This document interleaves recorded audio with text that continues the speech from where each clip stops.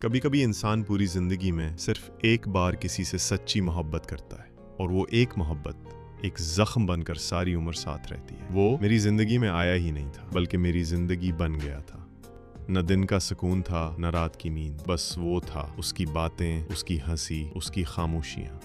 मैं कुछ भी ना था जाने, लेकिन जब उसने तुम मेरे हो कहा था, तब लगा था कि दुनिया फतह कर ली मैंने। फिर अचानक वो खामोश होने लगा, फोन देर से उठने लगा, मैसेजेस का जवाब छूटा होने लगा, और एक दिन बस एक मैसेज आया, मुझे मत रोकना, मैं मजबूर हूं।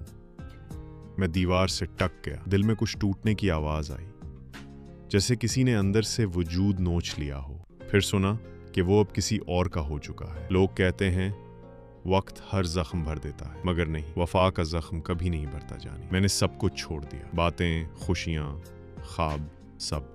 बस एक चीज रह गई, मेरी वो एक वफा। वो चला गया, अपनी दुनिया में मसरूफ हो गया। शायद हंसता होगा, जीता होगा, मगर मैं आज भी वही हूं जहां उसने कहा था तुम मेरे हो। आज भी अगर वो लौट आए तो मैं शिकवा नहीं करूंगा,